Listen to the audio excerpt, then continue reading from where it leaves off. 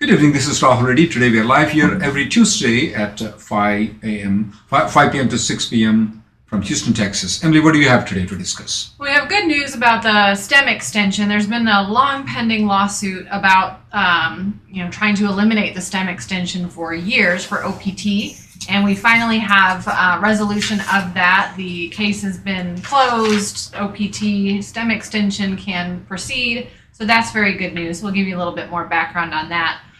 We also wanted to talk about issues that can arise if you are in a non-immigrant status and you're working for multiple companies at the same time or multiple projects. If you have concurrent H-1B, what are the different issues to be aware of there? And the section of the Immigration and Nationality Act called 245K, which is a very helpful piece of the statute for employment-based applicants for the green card. How does that work? What can it do for you if you are in a situation where you may have violated your status? Update on the Dropbox for visa interview appointments, or not having that, for waiving the interview appointment. And last, this whole idea that we've got these 485s pending from October 2020, so they're coming up on their 2-year mark. What about the medical exams that are supposed to be only valid for 2 years? Should we be starting to get new medical exams, or do we wait at this point? And the Washtech issue, though, initially USCIS said that the STEM extension can be extended with a period of 17 months without issuing as a regulations, and the Washtech challenged it in the court, though. What happened afterwards? If we would have gone negative on this one, the whole STEM extension would have been gone right now. Is that right, Emily? Yeah, absolutely. And actually it was gone for some time. So in that lawsuit, as a result of that lawsuit, the 17-month STEM extension that had been around since 2008 was actually invalidated by the court. So there was no STEM extension for some time. The court decided to kind of delay the effect of that lawsuit to give the government time to come up with a new regulation. That's the one that created the 24-month STEM extension, which we have now. But the group Washtech, or Washington Alliance of Tech Workers, that brought the lawsuit decided to appeal, saying that, hey, you can't just come up with a new regulation and make all of this go away. So that appeal's been going on since 2016. Finally have the decision. The court said that the government does have the ability to regulate work for F-1 students. They can grant OPT, they can grant CPT, and they can grant the STEM extension as long as they go through the regulatory process. That's something that when they created the F-1 visa category in the statute, they left all the details of the F-1 once you're here to the government agency to decide what regulations will be required to be abided by and what the process is, and that's how they created the OPT and STEM extension, and so they were authorized correctly. So, Emily, if I am on STEM OPT right now, I should not worry anything about it, right, Emily? Correct. If I'm anticipating to use the STEM OPT by working in the STEM field, and I have a master's degree in STEM field, you do not expect any problem in getting that approvals right now. Correct. Now, one thing I want to discuss more thoroughly, Emily, is that people are working for multiple companies, though. There are different scenarios, though, especially they are working on H-4 EADs and also on H-1Bs and also adjustment of status EADs, though. So let's discuss about the people who are working for multiple companies on H-1Bs. We already put a video saying that, yes, the person can work for multiple companies, but the new company has to file a concurrently filed H-1B. And they can work for multiple companies. And some of the dentists and doctors, Emily, I even did like 5th or 6th, they're working for 5 or 6 different clinics. So that's perfectly legal to work as long as the companies file as a concurrently filed H-1B. Can you educate recently where the case was revoked, H-1B was revoked because the person is getting paid $250K instead of $125K? This incident happened where the person is working for the same company but multiple clients, but the H-1B was revoked by the USCIS. Can you tell the scenarios and how people need to be aware and what they can avoid? Yeah, so this is not a situation of concurrent employment where someone's working for 2 different companies on their valid H-1Bs.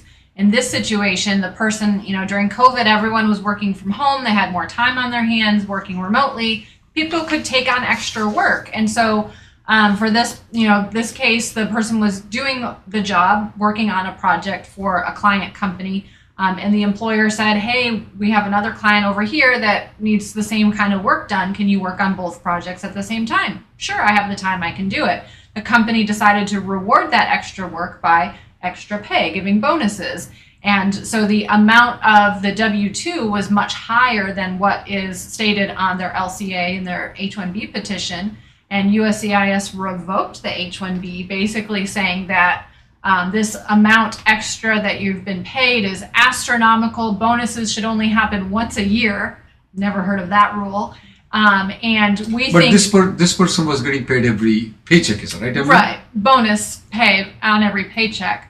But basically they're saying that we think you're doing a different job and that the job you're actually doing with this higher pay was not made available to a U.S. worker to do that job. And so they think there's discrimination happening or harm happening to potential U.S. worker that could have been doing that job, even though the job duties did not change at all. It's just the amount of work. So in other words, the LCA, which is available for public, which is warning the U.S. workers what jobs are available, they put the salary as 125K, but they are paying 250K. So what the USCIS, when the FDNS visit came in, they are telling that, hey, look, in the LCA wage, you put it as 125. That means you're advertising or you're notifying the US workers that the salary is 125, but you are actually paying 250K. That's one of the allegations, though. That could have been avoided very easily because, people don't have to pay double the money just because they're working double the work. This is a professional jobs, though. They don't require to pay overtime. Unlike regular jobs, this is a professional job that doesn't require it. The bonuses should have been like maybe half yearly or maybe 1 yearly, not like every paycheck they're putting a bonus. That's definitely a bad idea for the company, though. So I just want people to be aware of that. If you are working for the same company, multiple projects, though, and if you are getting paid way, way, way more than the LCA wage, it is the right time for you to contact a lawyer. One reason is that now, if the LCA wage says that 120K, you're getting maybe pay 130, 140K. That's probably justifiable because that's a natural increase in the salary, though. But 250K from 120K, that's definitely not justifiable. So if the LCA wage and your wage is way more, you need to discuss with your company, you need to discuss with the lawyer to see if that is a proper way. Maybe you need to file an amendment. Or maybe you should look into how the company is structuring the bonus, though. Bonuses cannot be given every paycheck. That doesn't look like a bonus. It looks like a salary to me. So that's a bad decision made by the company, and the H-1B is revoked. There are repercussions for it, but we just want to put it in attention. I also want to bring attention to the people who are going for the 485 interview, though, especially when they're doing multiple jobs, though. You may want to discuss with a lawyer. You may want to take a lawyer to the USCIS office at the time of the interview to explain to the officer that how working for two companies are legal, because most of the local officers who are adjudicating the 485 application, they are not aware that you can work for multiple companies. They are not aware how you can work for 80 hours a week, because normally what software jobs is involved in it. When my wife used to be a software person, she worked about 5-6 years in the software field. She told me that, Emily, that she only spends like 30 minutes in her 40 hours of work in programming. I said, what the hell would you do for the rest of the 39 and a half hours? She tries to figure it out why and how she should program. And is it necessary to do that particular programming? That's 39 and a half hours. So our guys could be spending that extra hours at any point of time. Doesn't have to be in the weekday or any time. They can be spending at any point of time researching on why and if needed to be programming.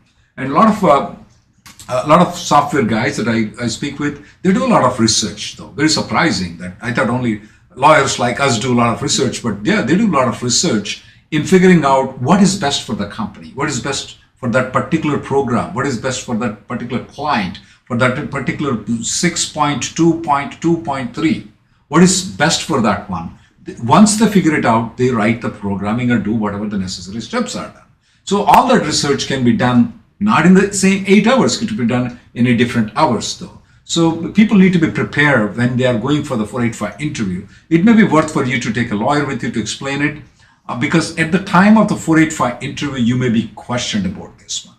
Now, it's not normally questioned elsewhere, but it will be questioned at the time when you go for the 485 interview. When it comes to the H4 EAD, Emily, we don't see much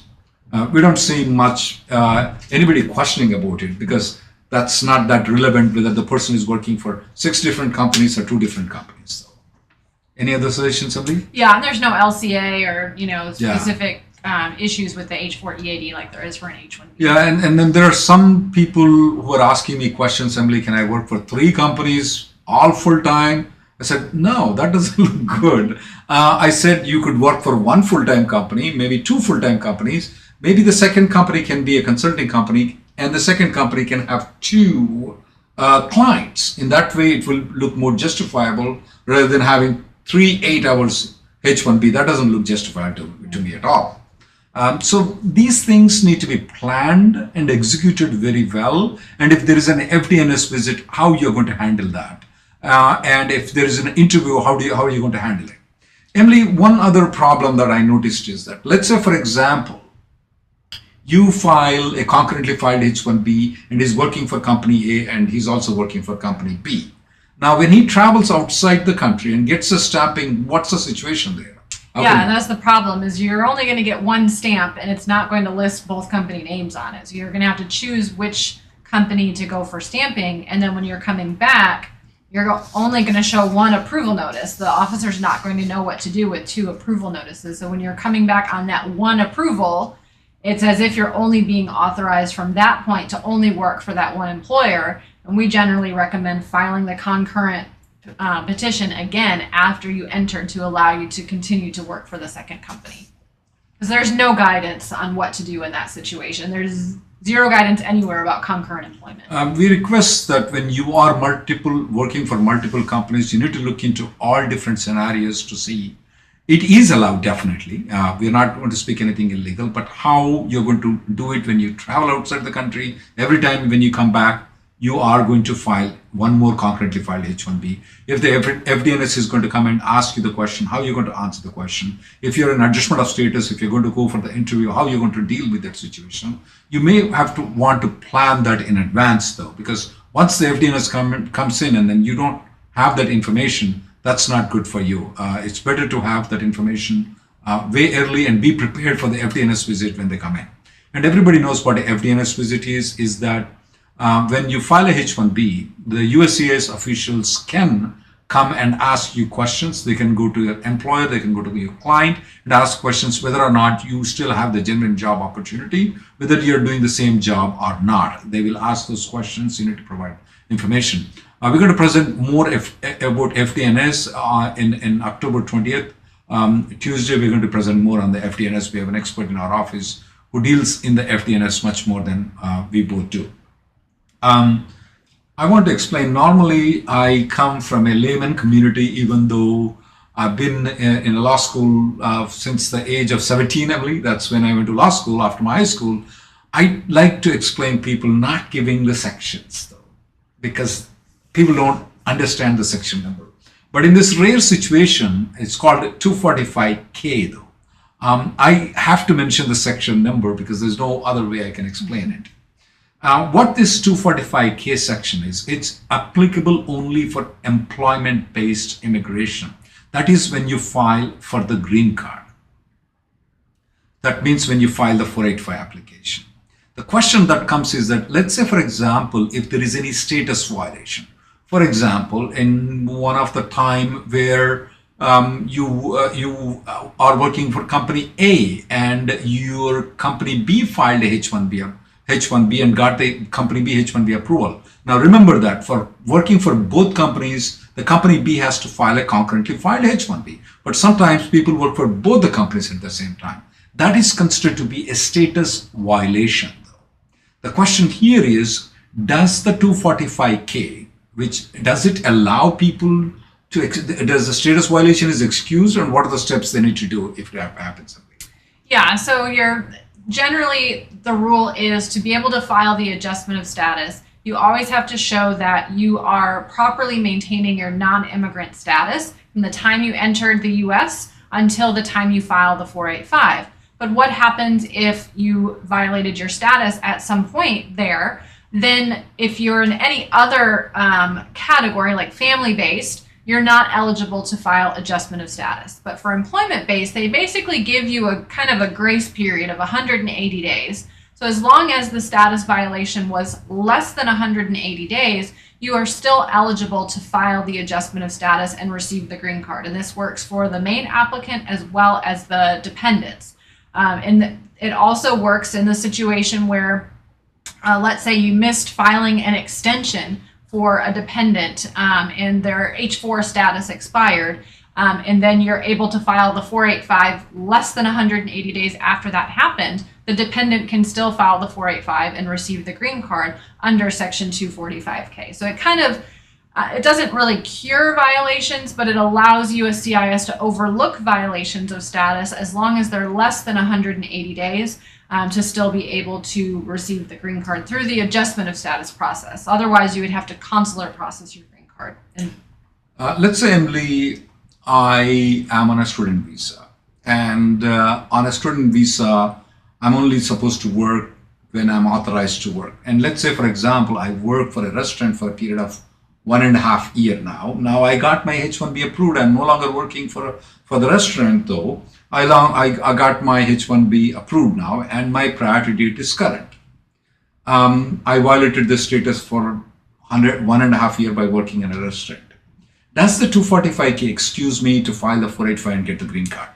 no, but there's still an option to where it will. So again, because the 245K only works if the violation is less than 180 days. So in this new example, it was 1.5 years, so way beyond 180 days. However, also the rule is that from the last date of entry going forward is how you have to show that you've maintained your status and not violated your status. So this person who had violated their status in F-1, later got the change of status to H-1, could actually exit and re-enter back in H-1B status. That cures the prior violation, because now you're only looking from this last entry going forward, and there's been no violation since that time, so they're eligible for the 485. Can I do by going to Mexico and having a margarita and coming back? Yeah, absolutely. So in this case, it was a change of status from F1 to H1, and the person doesn't have an H-1B visa stamp, but automatic visa revalidation that we talk about so much allows this person to still travel to Canada or Mexico for less than 30 days without a visa stamp and use the old F1 visa stamp to come back in with the H-1B approval notice that has the I-94 on it because you got the change of status previously.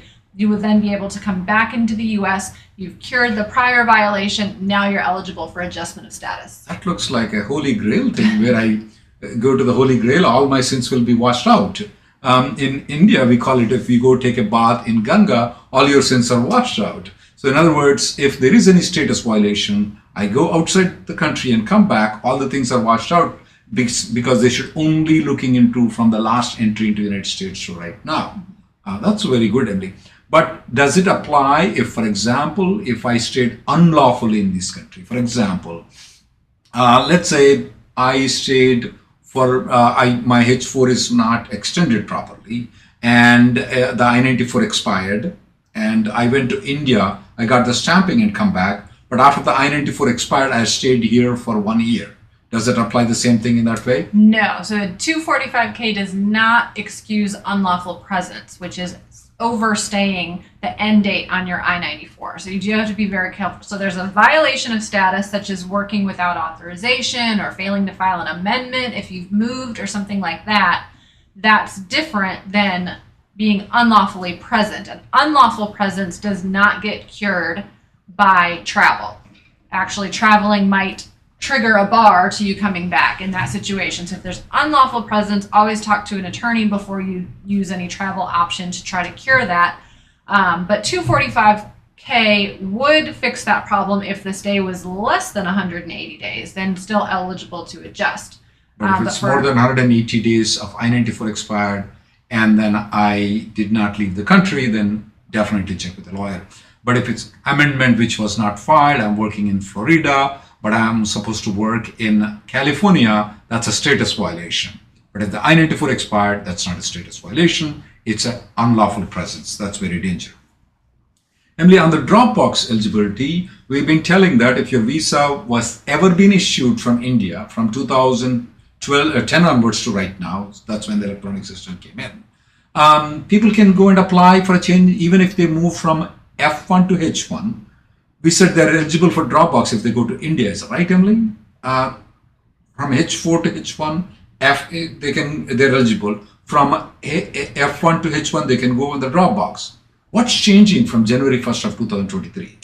Yeah, so as of right now, if you've gotten any visa of any type before in the last 10 years, you're eligible for Dropbox. But that expires December 31st, 2022. So after that, then we go back to what the rule was before that, where it's only in the last 4 years. So you had to have the visa issued within the last 4 years. And on top of that, it had to be in the same category that you're applying in now. So you can't use a prior B2 visa or a prior F1 visa to qualify for the visa waiver if you are now applying for an H1. So that should be beginning on January 1st if they do not extend the current 10-year provision.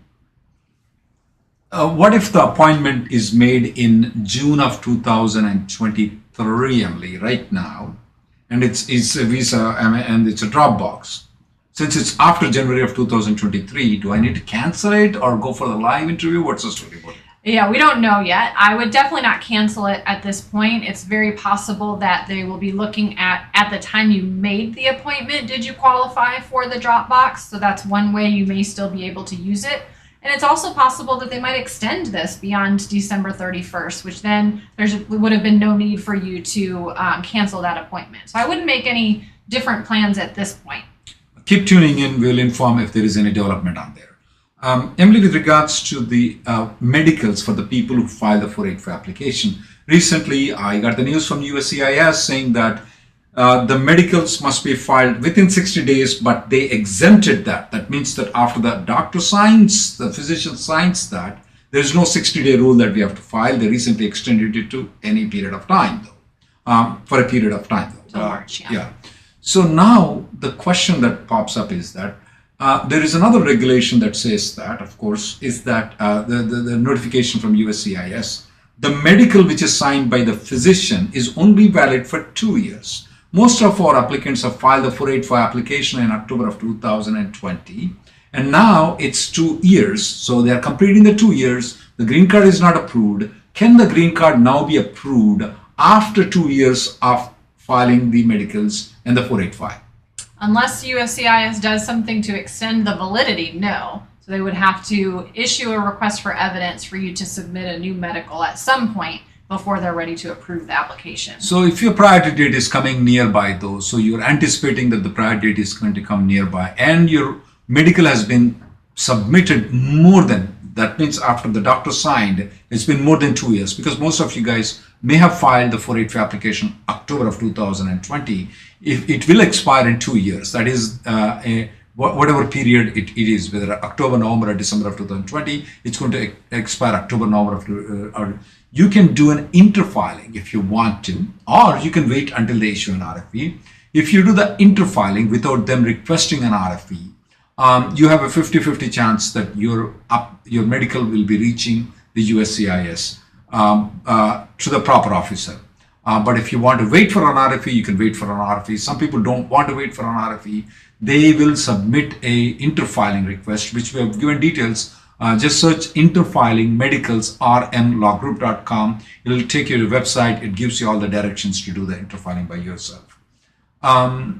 One thing is that that when you get the medicals, though, you may want to get 2 original copies. Though, why do you want 2 original copies? One, you can do interfiling. One, you can keep it with you. When the RFE comes in, you can send the second copy. But the second one also has to be original if you want to do that plan.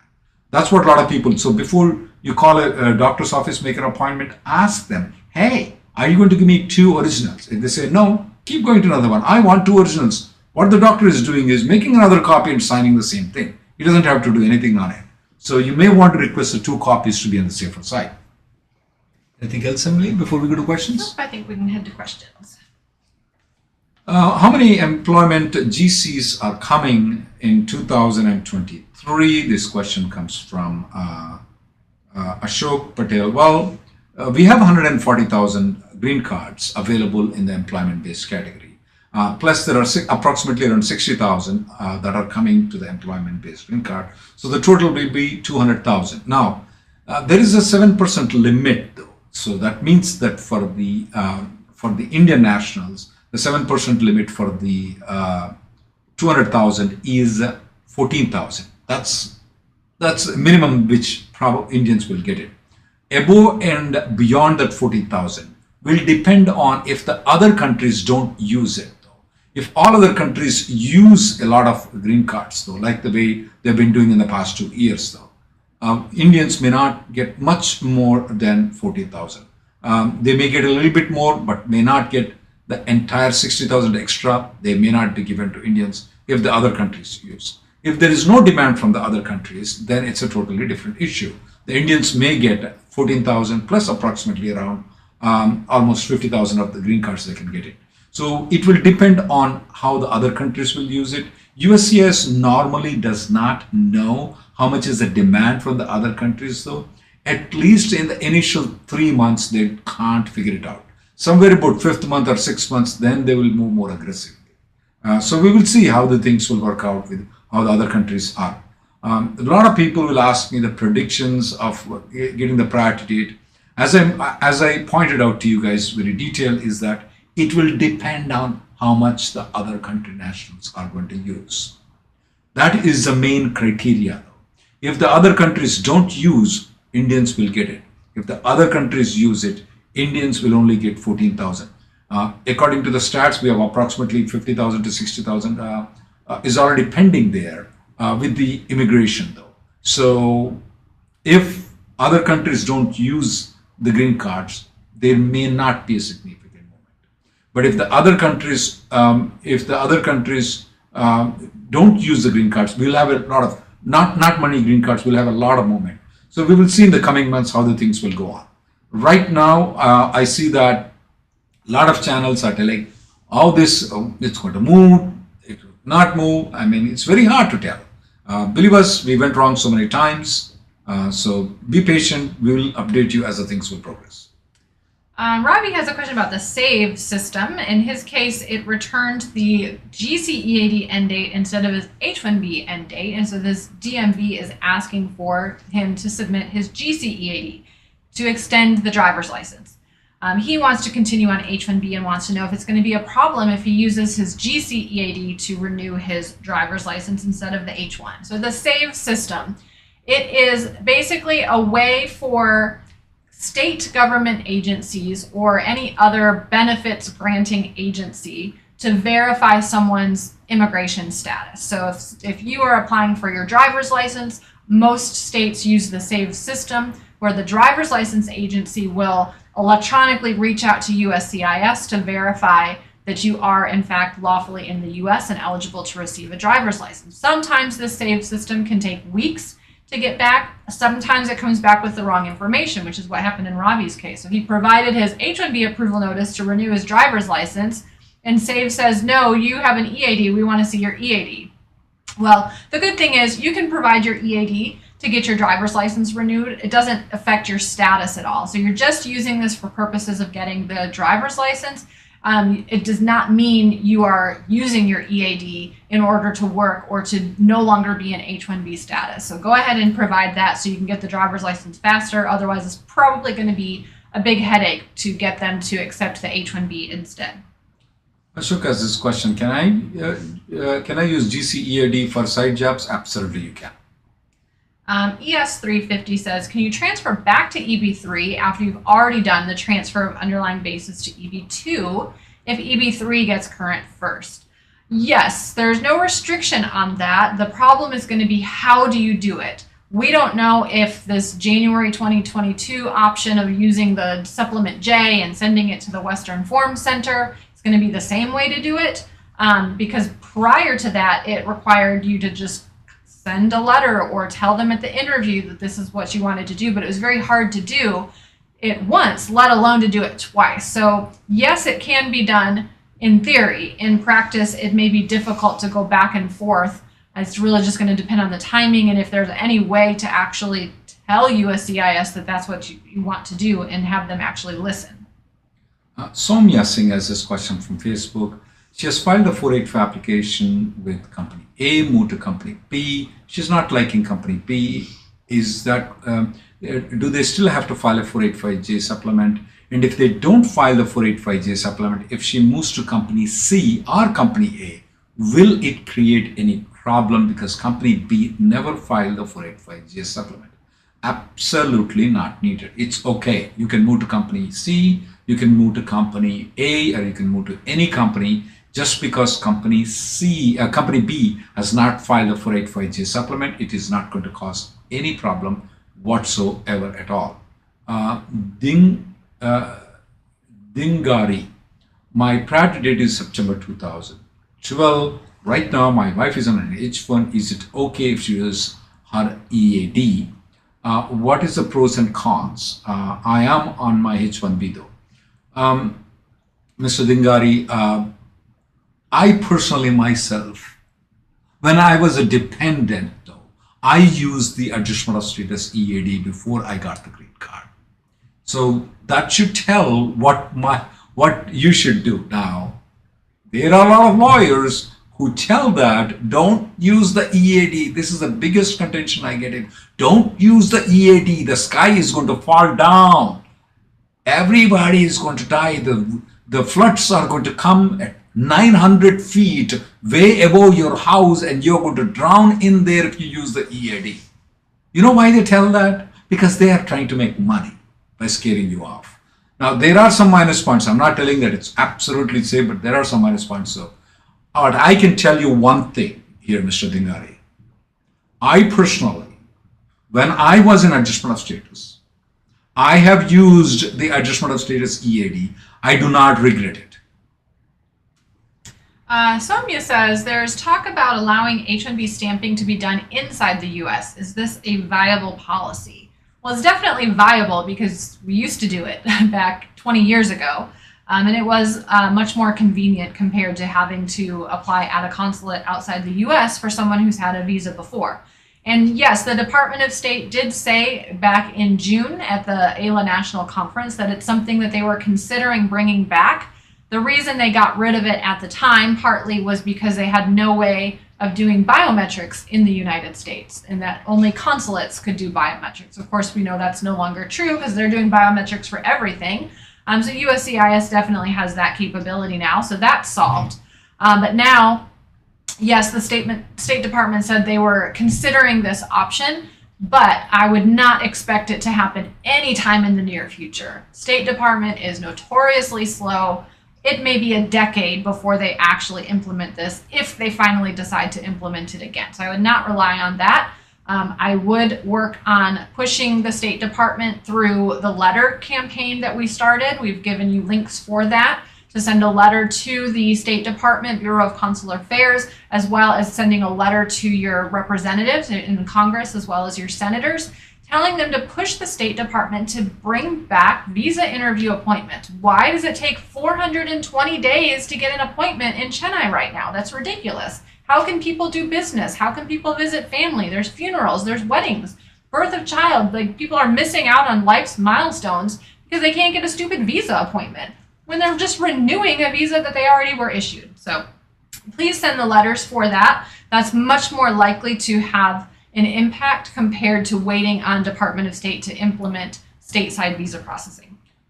How can I transfer my current employment AOS lawyer to you guys, Reddy? Thank you for asking that question. Now, here is the thing, though. You don't need to change a lawyer unless there is an RFE or you need some action to be done, though. A lot of people think that, okay, now when I move from company A to company B, will my previous lawyer do any harm to my 485 application? No, he cannot do any harm. He will not do any harm. The reason is it's a license issue. It's like a doctor. You go to a doctor, you tell him to operate on it, you tell him to treat, he He can only do good things to you. He cannot do bad things to you. In the case of the 485, the lawyer belongs to you. He cannot harm you.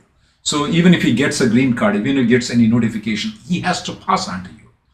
Even if you move out to a different lawyer, for example, or if you move out of the company, he will pass the information to you because it's a licensing issue though.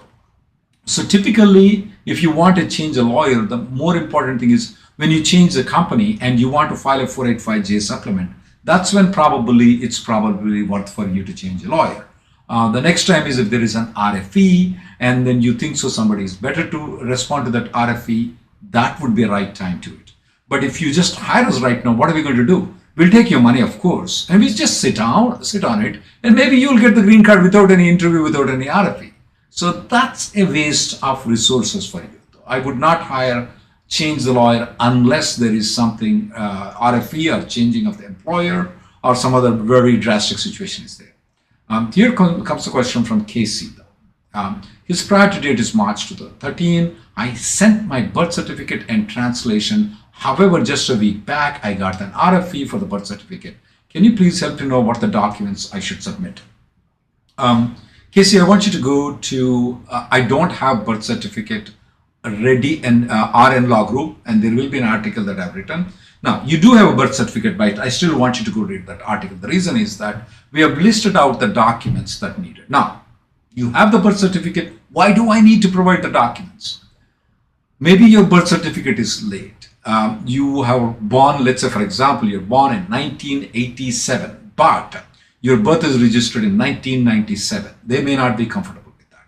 Maybe your last name is not fully mentioned there.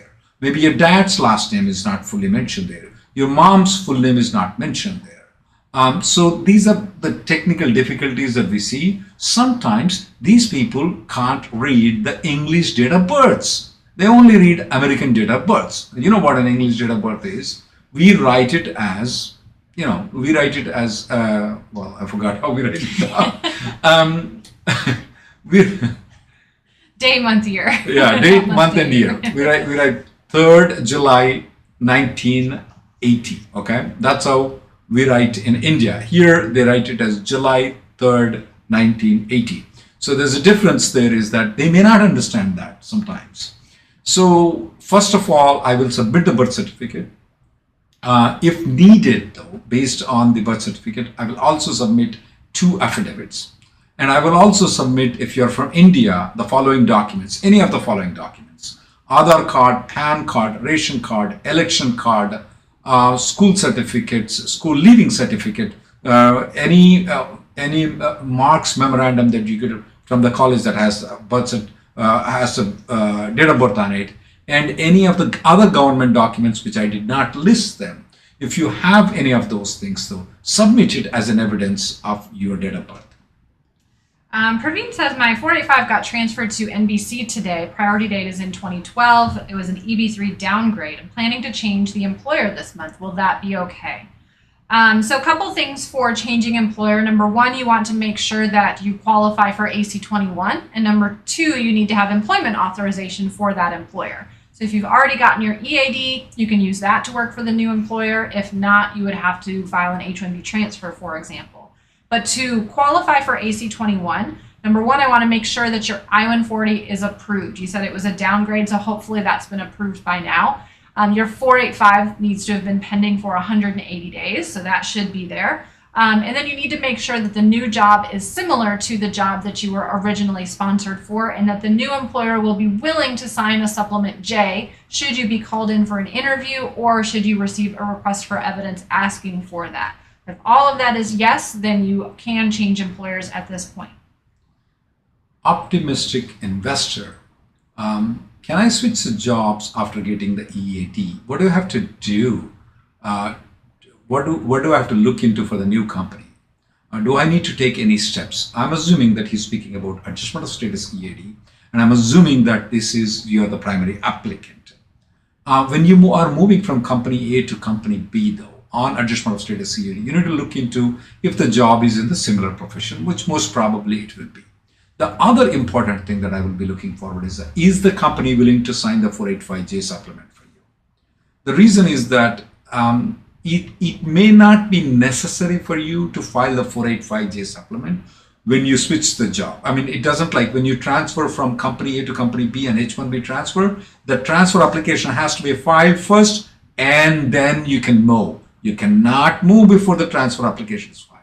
When it comes to the 485J supplement, that is not true. The 485J supplement can be filed before you move, after you move, and or after you get an RFE or at the time of the interview though. But why would I want you to make sure that the company is willing to do the 485J supplement? Let's say, for example, you're a software engineer, okay? And now you moved into senior software engineer, for example, which is a natural increment. That's perfectly okay for you to do so. However, there are some companies that may give a hard time in filing the 485J supplement. Now here, 1 year down the line or 6 months down the line, you get an RFE. And the RFE comes with a deadline to respond within a certain time. And now the company says, they're going to do a drama there. Oh, it's a senior software engineer. It's not a software engineer. I'm not going to sign the 485J supplement. Then you'll be in trouble searching for another company to sign the 485J supplement or getting another job. So I would want to make sure that they are willing to sign the 485J supplement. With regards to the EAD, once you get an EAD, obviously, you have to provide the EAD to the new company if you're moving on EAD. That's all you need to do. 485J can be done before, at the time, or afterwards. But as long as they promise you, then you're in good shape. Vicky says, I got a letter from USCIS that my AOS case was transferred and a new office has jurisdiction. Is that good? It can be. It really depends on the situation. So for example, if your case has been stuck in the Texas Service Center and it got transferred finally to the National Benefit Center, that's good news. That means it got you out of the horrible processing times of Texas or Nebraska, and now you're back with everyone else at the National Benefit Center. It could also mean that they've transferred your case to a local office. If it's your actual local field office near where you live, that could mean that they plan on interviewing you before they approve the 485. If it's another random field office not anywhere near you, that could mean that they're just sending it to that field office to complete the process and that they don't plan on interviewing you. So it could mean a whole lot of things. It could just mean that they transferred it to speed up processing times. That's what they say a lot of times, which usually isn't the case. But there's just no way to know without more information. A question from RV. How long can I stay outside in USA as a green card holder? I just don't want to I just don't want to have an issue naturalization. There are two strict, one very strict rule, which is that out of the 5 years, you must be physically present here for more than 2.5 years. If by any chance you're coming every 3 months, but you're only spending 1 week every time, and out of the 5 years, you spend more than 2.5 years outside the country, that is outside the country, then you're not eligible for citizenship.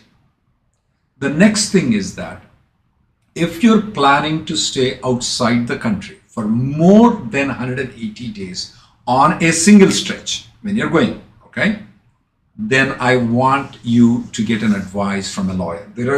There are some things that you're going to lose. You may have to delay the naturalization. There are certain steps that need to be taken if you're going for more than 6 months.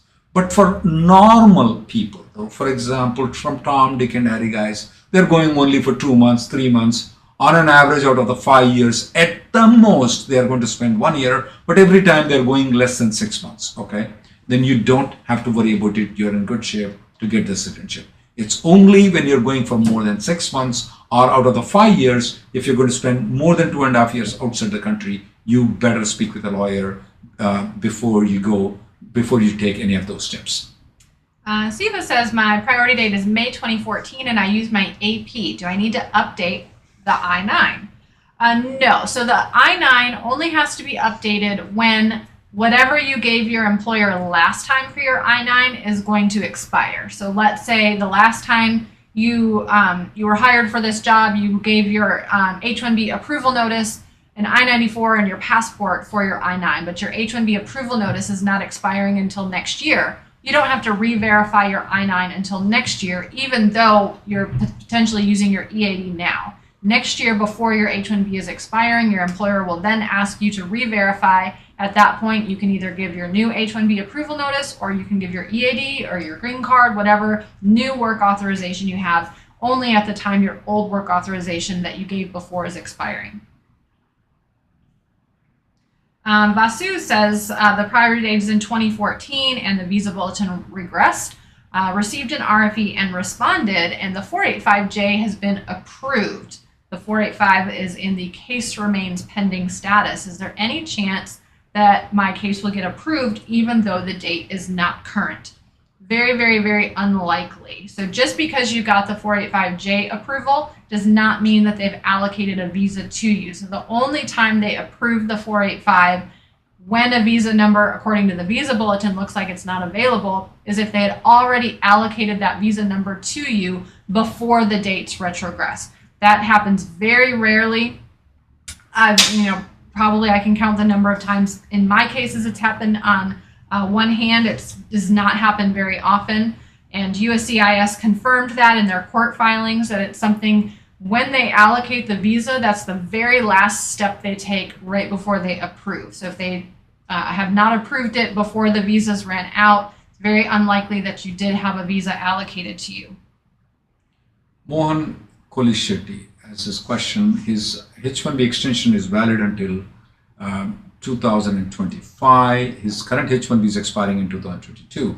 Can he travel to Mexico from Florida in cruise, and then can he come back on an automatic revalidation? I just want to make sure that you're traveling from Florida to Mexico, though. That's perfectly okay, but make sure when you enter into the United States, they give an I-94 until November 2nd of 2025, not until December 3rd of 2022, okay? Make sure that if there is any problem, you report to a lawyer before the December 3rd. Don't contact us on December 4th. Just contact us. There are ways to fix it out if you do it before, though. We don't see any problem. But one thing is that you're going from Florida. Are you going to Mexico, or are you going to the Caribbean islands? Mexico is okay. Caribbean islands are not okay. So please be alert on that, because from Florida, the cruise goes to Mexico and also it goes to Caribbean island. So I'm a bit worried about it on that particular issue. Edward says we filed the 485 concurrently with the I-140 at the Nebraska Service Center. I-140 is now approved. We got a notice that my wife and my son, the wife is the main applicant, and my son's case were transferred to another office, but mine wasn't. We are seeing this time and time again. I don't know what USCIS is doing, but they are separating family members. And I've not found any way to fix this, because it's kind of their prerogative when they decide to transfer cases or not transfer cases. It's very possible that it will take some time for them to transfer yours, or it might even happen after their cases get approved when the date becomes current. It's kind of a mess right now.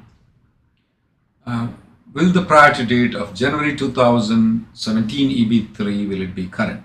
Well, Ismail, one thing I can tell you is that if the family members are not counted, yeah, it will be current soon.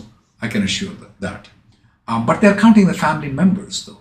See, look, we have 140,000 green cards. How many green cards are actually issued to the people, though? It's only about 60,000 green cards. What is happening with the 80,000 green cards? They've been given, the family members have been unjustly counted. So if this administration stops counting the family members, the priority date of 2017 will be correct. And we put a letter there, down there, that you all guys need to write to stop counting the family members. It's something this administration can do it by themselves. Pavan says, what happens to the I-140 and 485 if I go back to India and don't have a valid non-immigrant status to re-enter, but I'm still working for the same employer? So if you don't have a non-immigrant status and you don't have an advance parole, when you exit, your 485 is considered to be abandoned automatically, and it will eventually be denied. So if you have the advance parole, you can use the advance parole to come back on. But if you don't have the advance parole and you leave, your 485 will be denied if you don't have a non-immigrant status. that doesn't mean the case ends. You could then convert your case to consular processing by filing an I-824 application to ask USCIS to notify the consulate or NVC that your I-140 is approved and you now seek consular processing of your green card. Everything is then done through the National Visa Center and the consulate to complete the process. This question comes very frequently to me. Can I work on the H-1B with the primary job and take an alternative part-time job on adjustment of status EAD? Yeah, you can, absolutely. It's nothing illegal as far as the immigration is concerned. You're perfect.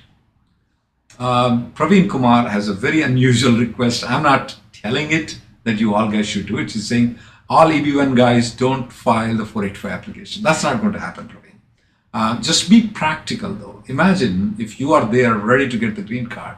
Who knows, the EB1 also can go back though. You never know. Because EB1s were not current until October of 2020. They were not current though. So definitely they won't listen to you. The best policy that you should adopt is write the letters so that they don't count the family members. That's the better approach for you. That's a better approach for the EB1s. Don't expect them, they will oblige you, okay, they like you, and then say, okay, we're not going to file right now. We're going to file 7 years down the line. No, that's not going to happen. Srilatha says, I got the green card in August 2022, but I have multiple 485Js pending. Is that going to cause an issue? No issue at all. Once you're a green card holder, the 485J is irrelevant. You never need a 485J approval notice. I don't know why USCIS issues them. We don't do anything with them. No problem at all. You don't have to do anything. Don't worry about it. On H4 EAD, can we do multiple jobs? Yeah, absolutely. We are not seeing any questions or anything asked on for H4 EAD also. What about the tax filing? Well, if you have too much money, send some to us. You have to pay the money, buddy. You made the money, you better pay the taxes for it. You better pay for it.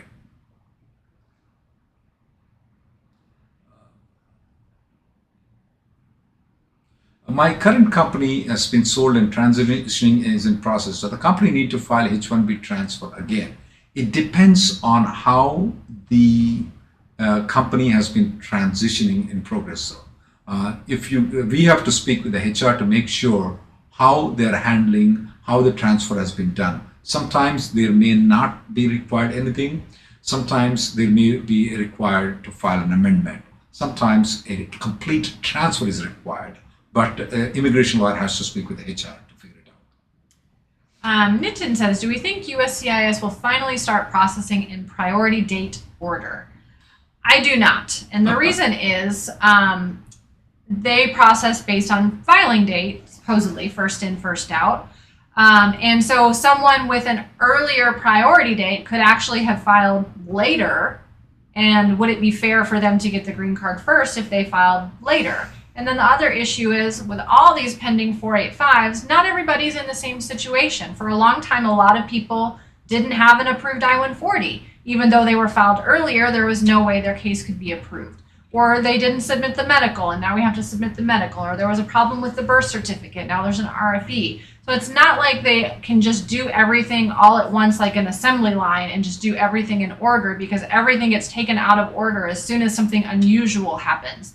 Which is probably 75% of the time with these cases. There's always something that slows it down. Security check's not done, or like I said, they need an RFE, I-140 is not approved yet, cases in a different office. So it's really impossible for them to do in priority date order, and even first in, first out is quite difficult. Praveen Kumar has this question. He had an EAD and AP approved before the 485J supplement. Can he use it? Will that bound him for EB3? Absolutely not. Just because you file the 485J supplement after you get the EAD and AP, no, you're fine. It will still be adjudicated accordingly, will not have any negative impact whatsoever at all if you use the EAD and AP. And the people ask me the question, hey, can I move back to EB3 if I use the EAD? Yeah, you can interfile just like the way transfer of underlying basis. You did it before, you can do the transfer of underlying basis again and move back. Nothing wrong with it. Ravi has a pending 485, and his question is about his passport, which has his parents' name listed one way compared to his birth certificate where they're listed a different way. Will that be an issue? Never seen it be an issue. I've never seen them look at how the names are on the passport. They'll look at your name on the passport, but they don't look at parents' names on the passport. They're going to go by what's on the birth certificate and what you filled out on your 485 form for your parents' names. If there's any discrepancy where the parents' full names are not there, as Raul mentioned earlier, they might send a request for evidence where you can provide affidavits and secondary evidence to show who your parents actually are. Guys, unusual requests coming for the EB1 guys to use the family. And that's not going to happen, guys. Be practical. Let's start campaigning for family members not getting counted. And be grateful. The midterm elections are coming in. We may expect some movement in the lame duck session. That's what we call it. That the elections happened in the November 2nd week, but the new Congress will come into picture in January 2nd week. So we have approximately about 2 months of wiggling room. The old Congress will remain and the new remain until January 2nd week though. So our first week. So we have approximately around maybe 85 days are left there though. That's when some tough bills will go through. Now elections are over. There are no elections for the next 2 years. So let's pass on the bills that may not be popular, but they're actually very good. So please be expecting something for us, especially in the November 2nd week. As soon as the elections are over, we may see some movement in the Congress. So Rob has the STEM extension expiring in January, and the H-1B was not selected this year. His company is planning to move him to Canada. He does not want to do a day one CPT. Good for you, don't do that. But he wants to know what options he may have to be in the U.S. You can go back to school to continue your F-1 stay, but again, I don't recommend these day one CPT schools, which means you'll have to actually go back to school for school, not to work. Beyond that, I do have a blog post at immigrationgirl.com. If you look for H-1B not selected or options when H-1B not selected, that will pop up with a list of all the options, but they're quite limited. If you're not from a country that has a TN visa or an E3 visa and you're not married to someone who can provide you with a dependent visa status. Purna has this question. I got an NOID for 693 from El Paso field office instead of an RFE. I've shipped the medicals in the field. Should I be concerned? Absolutely, you should not be concerned. In fact, we have seen that coming for a lot of people from El Paso office. What does El Paso know about employment-based immigration, guys? So no, don't have to worry about it. You're in good shape. As long as you responded with the proper 693, you are good. All right, well, I think we are out of time for today. Thank you so much for joining us. As usual, we will be back next week. Don't forget you can subscribe to our newsletter that we send out every week by going to rnlawgroup.com. And you can always follow us on our social media at rnlawgroup on Twitter, Facebook, and LinkedIn, and Instagram and TikTok. And I don't even know what other social media networks there are, but we're there. Find us. Thank you very much.